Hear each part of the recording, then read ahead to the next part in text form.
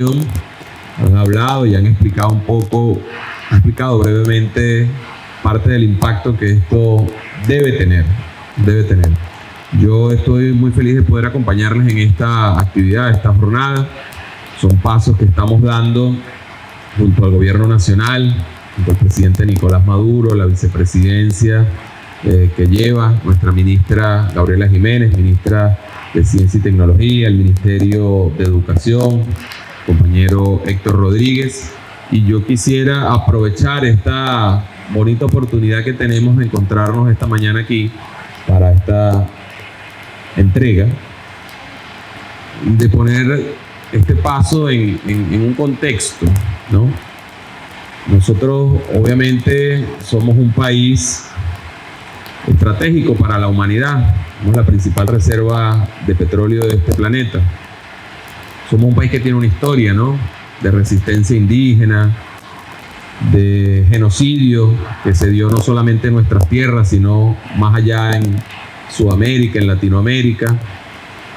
Somos un país con una historia libertaria, con hombres como Simón Bolívar, hombres y mujeres que dieron ejemplo de sacrificio, de dignidad, defender estas tierras, y al darnos la independencia, la soberanía hace más de 200 años, ahora el 9 de diciembre se cumplirán 200 años de la batalla de Ayacucho, que viene un poco a cerrar el ciclo de la independencia que lideró Simón Bolívar. Y bueno, luego hemos atravesado a partir de esa gesta distintos momentos, ¿no?, en estos 200 años. Una etapa posterior a la muerte del Libertador que estuvo marcada por la traición de quienes aprovecharon la muerte del Libertador para hacerse de los privilegios de quienes nos habían colonizado. Es decir, un grupo de venezolanos que aprovechó la independencia no para avanzar en los objetivos sublimes, nobles de la causa independentista, que eran, bueno, la justicia, la igualdad, la solidaridad, un mejor vivir, sino simplemente la aprovecharon para quedarse con los privilegios que tenían los españoles. Y eso derivó, por supuesto, en un siglo XIX de confrontaciones, de enfrentamientos internos entre quienes pretendían y lograron en gran medida hacerse de esos privilegios, y bueno, un pueblo que indignado intentaba retomar la senda de la justicia que nos planteaba el Libertador. De allí la gesta de Zamora y otros tantos que trataron de cambiar el rumbo de la historia. Sin embargo, bueno, nuestro país terminó ese siglo XIX prácticamente descuartizado, tanto así que ese laudo arbitral de París que tanto hemos denunciado, por el cual se pretendió quitarnos parte de nuestro territorio, el territorio Esequibo, ni siquiera lo refrendan venezolanos, sino que lo refrendan personas de otros países de los Estados Unidos, porque los venezolanos ni siquiera teníamos la capacidad de tener una representación de nivel internacional. Así terminó nuestro siglo XIX. Comenzó con una gesta independentista y terminó con una tierra, con un país descuartizado.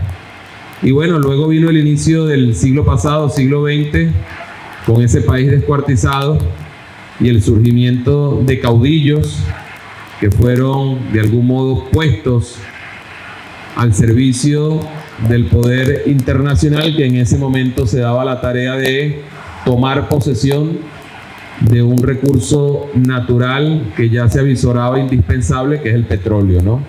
Las transnacionales petroleras inglesas vinieron a poner orden en estas tierras, hicieron uso de algunos caudillos como Juan Vicente Gómez para que pacificaran el país, para que pusieran de acuerdo todo ese grupo de caudillos y finalmente pudieran tener la estabilidad suficiente con la cual aprovecharse de ese recurso natural que es el petróleo. Y así gobernaron 3 décadas caudillos en este país. Y vino el intento de algunos de tratar nuevamente de cambiar la historia y que esas migajas que nos daban a los venezolanos y venezolanas a cambio de la explotación de nuestro petróleo, pues dejaran de hacer migajas. Ahí nos encontramos en la historia personajes como el presidente Angarita, que trató de cambiar las condiciones de relación del Estado venezolano con las transnacionales, y evidentemente la reacción fue derrocarlo, como derrocaron a otros en el camino.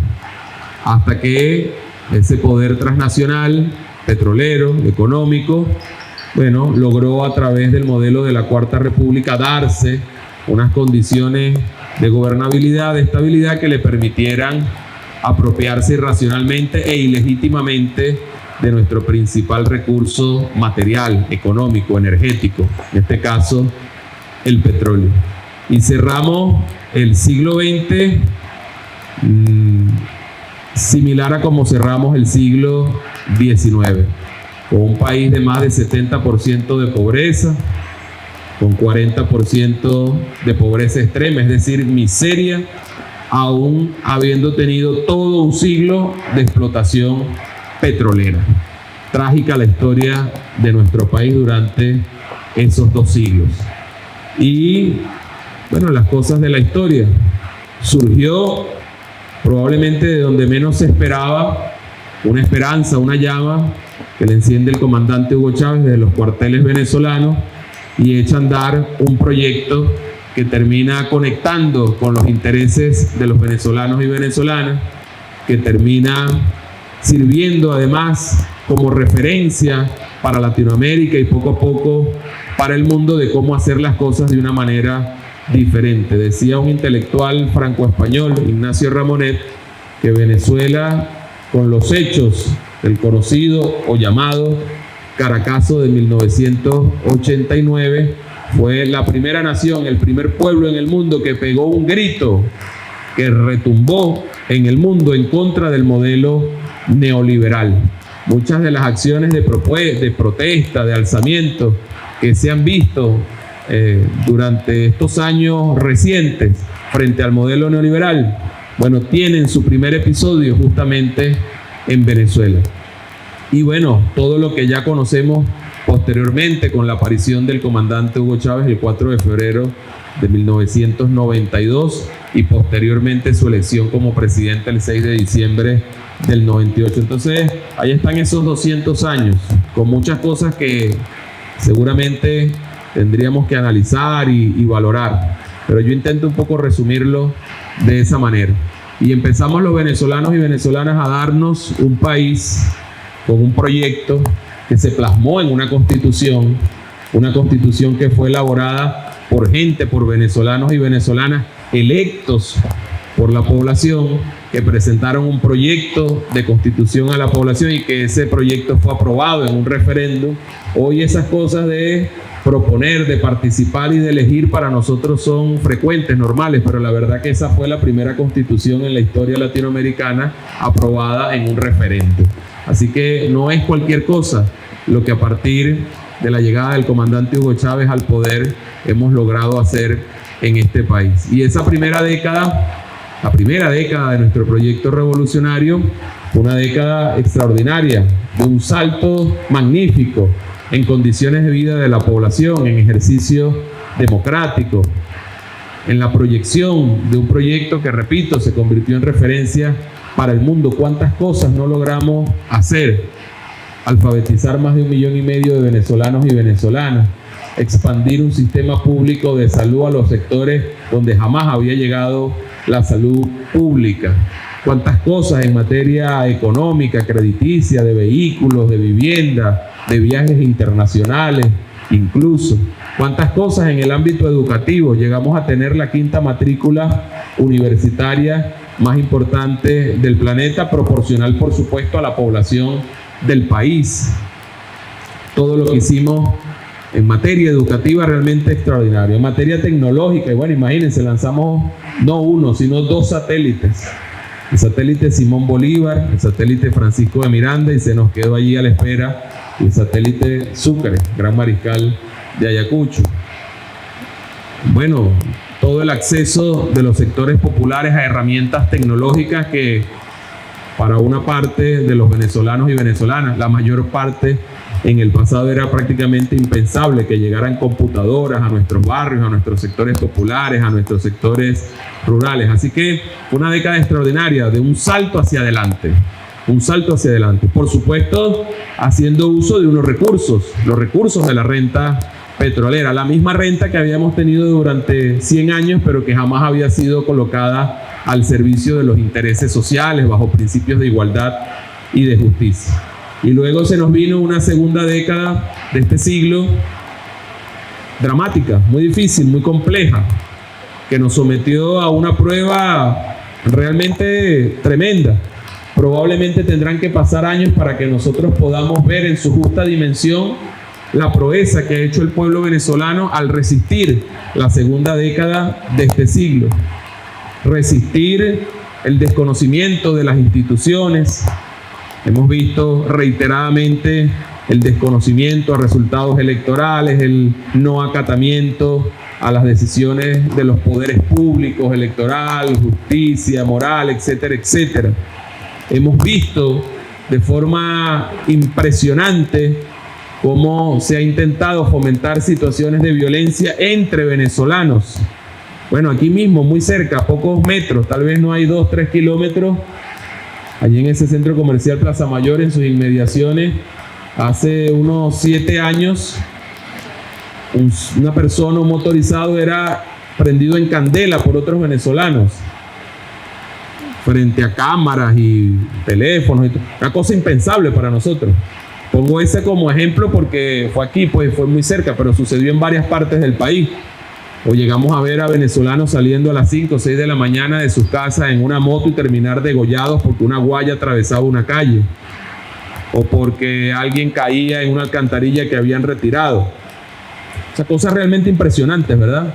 Bueno, llegamos a ver en este país durante esa segunda década, hemos llegado a ver cómo expresamente un presidente de los Estados Unidos ofrece, propone, plantea una opción de carácter militar sobre territorio venezolano, ¿no? Es decir, una invasión sobre territorio venezolano. Llegamos a ver presidentes latinoamericanos en nuestra frontera por Colombia, ahí mismo en Cúcuta, al presidente de Colombia, al presidente de la Argentina, al presidente del Paraguay, al presidente de Chile, allí directamente parados, auspiciando el ingreso a Venezuela de fuerzas transnacionales, de un movimiento antigubernamental.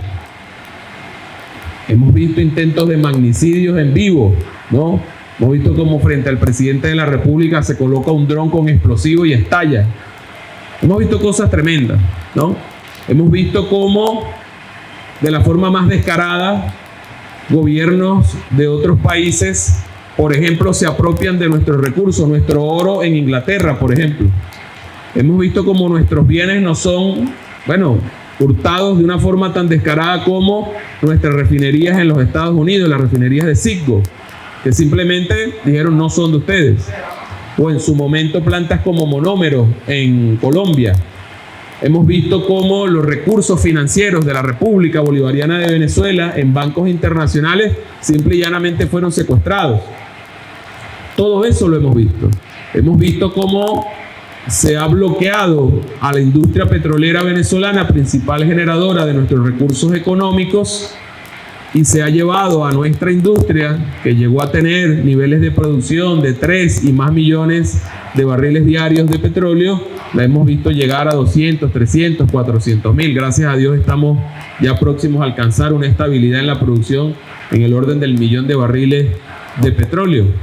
Una cosa impresionante, cómo se ha amenazado a transnacionales en el ámbito financiero, en el ámbito del transporte internacional, se les ha amenazado de no tener relaciones con Venezuela, y el impacto que eso ha tenido obviamente en nuestro país, que de un ingreso de 50.000 millones de dólares anuales que podíamos tener años 2006, 6, 7, 8, 9, 10, hemos llegado a tener ingresos como en el año 2018 de 500, 400 millones de dólares. Vaya usted a ver lo que eso significa. Aquí mismo en nuestro estado Anzoátegui, ahora estamos ya por llegar a casi 50 millones de dólares administrados por la gobernación del estado Anzoátegui este año 2024.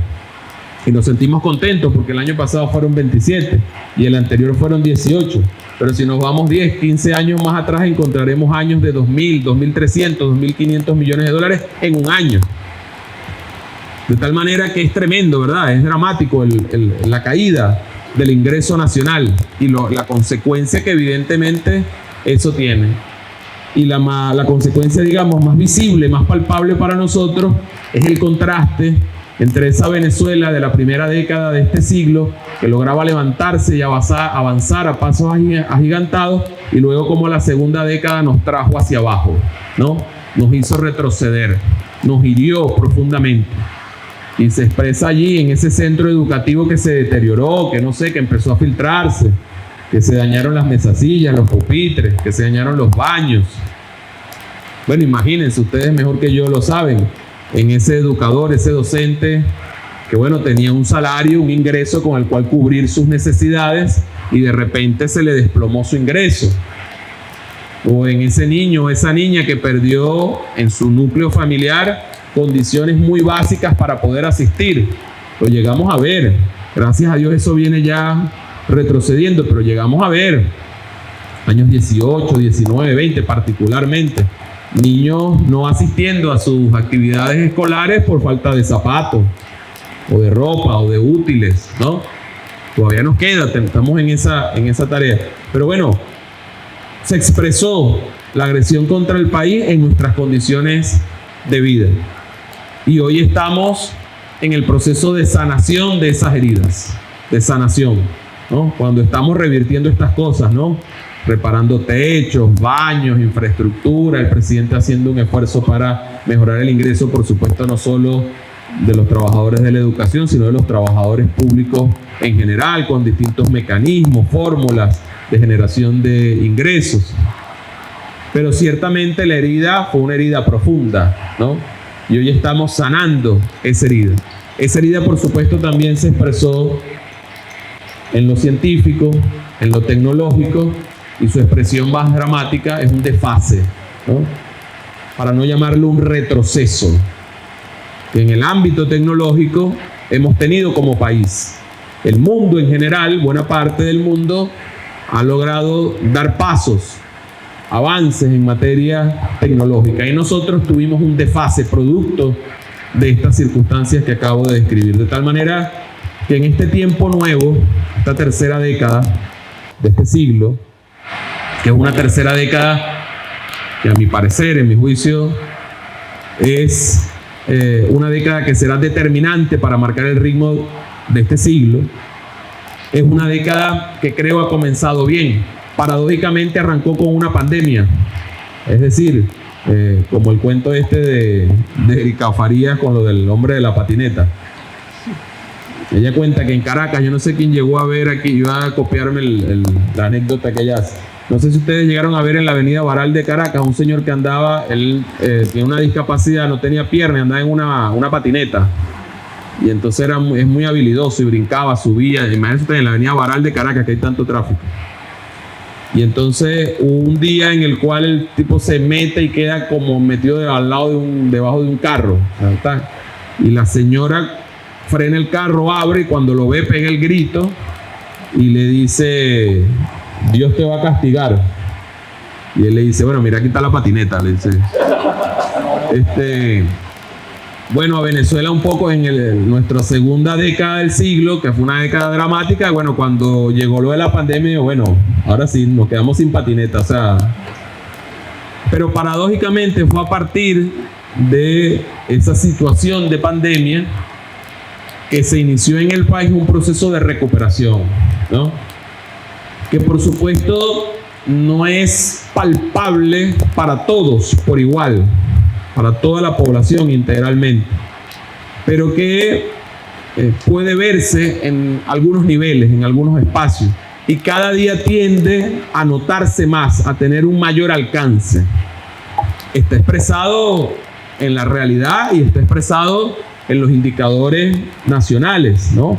El Producto Interno Bruto venezolano a partir del año 2021 empieza a recuperarse, o sea, hubo una caída dramática y en el 2021 empieza a levantarse el valor de la economía nacional. empezamos a revertir el proceso de hiperinflación que tanto nos afectó.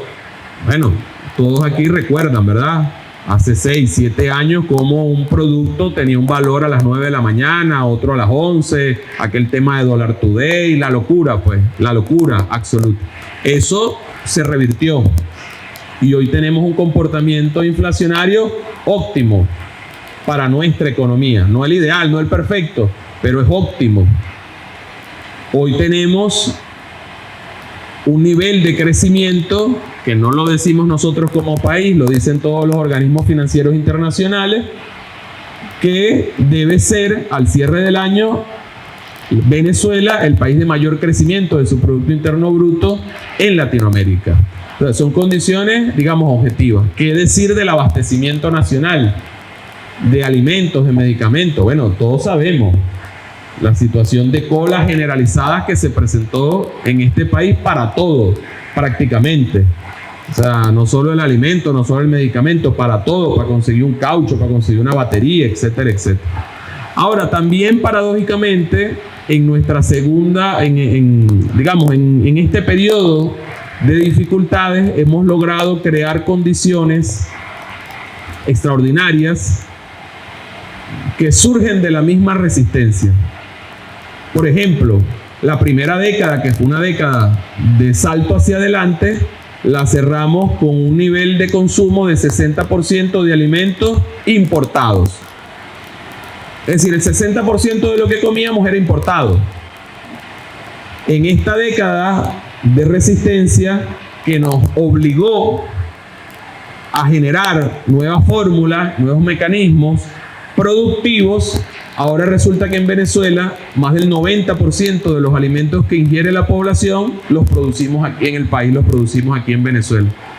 Ahí está el ejemplo de la carne, del pollo. Ustedes recuerdan, carne, pollo de Argentina, de Brasil, etcétera, etcétera. Ahora se produce aquí y estamos ya a puertas de exportar.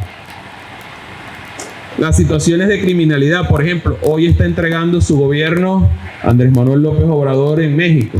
Gobierno exitoso, maravilloso, sale con unos niveles de aprobación magníficos. Yo con alguien conversaba en estos días y hacía la comparación con nuestro momento del año 2006, cuando llegamos a la reelección del comandante Chávez. En el 2006 estábamos como en nuestro pico. Bueno, ganamos con 63%. Hoy México está en un proceso de transformación que tiene ese apoyo popular. Pero fíjense, sigue siendo una gran preocupación en México el tema de la seguridad. Nosotros cerramos nuestra primera década de este siglo con un crecimiento económico, con un avance social extraordinario, pero los indicadores de seguridad del país no tuvieron un avance significativo, es decir, homicidio, secuestro, robo, hurto, etcétera. Los indicadores de criminalidad más o menos se mantuvieron a pesar de todo el avance económico y social. Ahora, fíjense, luego de este periodo de intensas dificultades y de resistencia, nosotros hoy podemos decir con absoluta certeza, y está comprobado, está a la vista de todos y de todas, tenemos un país mucho más seguro, mucho menos violento, mucho más pacífico que el que teníamos hace 10 o 15 años. Hay gente que dice muchas cosas al respecto de esto, pero en todo caso yo soy de los que cree que un elemento fundamental es que hoy nosotros en términos de estabilidad y seguridad estamos cobrando la inversión de la primera década. Y lo podemos ver en esa cantidad de jóvenes que a pesar de todas las dificultades que tiene, cuentan con un esquema de valores que le permite proyectar o que nos permite proyectar con optimismo un mejor país. Yo acabo de pasar por ahí por la UDO. Ahí están miles de muchachos haciendo cola porque quieren estudiar en la UDO. Hace unos días estuve en Píritu porque se aprobó la creación de un núcleo de la Universidad Rómulo Gallegos en Píritu. Y me cuentan, más de 3.000 muchachos fueron a registrarse. Estoy poniendo como ejemplos así muy recientes, pero nuestra juventud quiere estudiar, quiere prepararse, quiere formarse. Y está aquí. Entonces, nosotros tenemos que valorar el momento en el que estamos, poniéndola en su contexto, y valorar, por supuesto, que estos pasos que estamos dando Cuando el presidente coloca en el centro de la agenda el tema tecnológico, el tema científico, está por supuesto diciéndonos no solamente tenemos que resistir el embate de las dificultades, sino que tenemos que lograr retomar el salto hacia adelante que nos permita reencaminarnos, reencontrarnos con el camino de crecimiento, de desarrollo, de prosperidad. Y entiende perfectamente el presidente que esto es imposible si nosotros no damos un salto científico, un salto tecnológico. Y por eso genera un conjunto de alianzas internacionales con China, con Turquía, etcétera, porque hay otro mundo. Aquí en estos países latinoamericanos nos vendieron que el único mundo posible era el mundo proyectado desde los Estados Unidos, pero la verdad es que hay otro mundo. Estados Unidos va en desfase, hay un nuevo mundo. Chávez, como todo genio, al igual que Bolívar, que pensaba 100, 200 años adelante, Chávez visualizó eso desde un primer momento. Y de allí el odio contra Chávez. El odio contra Chávez no es otro que por el hecho de que Hugo Chávez dijo, perfecto, relaciones con Estados Unidos, cómo no, vengan, pero también relaciones con el resto del mundo. Un mundo multipolar. Y eso rompe con el esquema o con la doctrina del patio trasero, que es la doctrina Monroe de América para los americanos. Es decir, este territorio al sur del continente debe responder exclusivamente a los intereses de los Estados Unidos. Y Chávez dice, no, con los europeos también, con los chinos también, con los iraníes también, con los turcos también, con los rusos también. Un esquema de alianza, porque el petróleo lo necesitan todos. Entonces, hoy lo vemos. Bueno, China, es una cosa impresionante. En estos días vi que se rompieron ellos mismos el récord. Hicieron un ejercicio con 10.000 drones. 10.000 drones. ¿No? Entonces, esa alianza con ese mundo nuevo nos debe permitir, y el presidente así lo ve, generar, bueno, mecanismos de intercambio que contribuyan a que nosotros podamos revertir el desfase tecnológico y científico que nos generaron estos años y reencontrarnos con el camino de crecimiento. En ese contexto yo veo este paso modesto que estamos dando el día de hoy. Un modesto paso. Son 10 centros educativos. La ministra Gabriela se comprometió con nosotros en el transcurso de los próximos días, de las próximas semanas, y eso irá también de acuerdo al cumplimiento de estas primeras 10, de asignarnos 40 kits más de laboratorio para unidades educativas de nuestro estado Anzoátegui, y ya estamos trabajando en eso para la definición de esos espacios. Y muchas otras cosas que por supuesto hay que hacer. Pero yo no quería perder esta oportunidad de estar con las personas que tienen el honor y la responsabilidad de estar al frente de unidades educativas, además que atienden matrículas tan grandes. No quería perder la oportunidad de dejar también estos comentarios, siempre con la intención de elevar el nivel de convicción que todos y todas tenemos que tener acerca del rumbo de nuestro país, que ha de ser un rumbo positivo. Positivo. Las dificultades mayores ya las pasamos. Dios sabrá por qué nos tocó enfrentar eso. Y de la manera que sea, tenemos que tomar de eso la experiencia que nos permita corregir, que nos permita mejorar. De toda esa dificultad debemos salir, y estamos saliendo. Yo los escucho, por eso les pedí que hablaran para escucharlos. Yo creo que estamos saliendo mejores. Está saliendo un mejor país. Estamos pariendo un mejor país. Y dentro de este país maravilloso que nosotros amamos, por supuesto, aquí, Anzoátegui, un estado que tiene mucho que dar para la recuperación del país. Con el respeto de todos los estados, y esto no es un tema de regionalismo, ni mucho menos, me remito al objetivo. Anzoátegui tiene una gran responsabilidad con este país. Porque aquí está el 70% de la reserva petrolera más grande del planeta.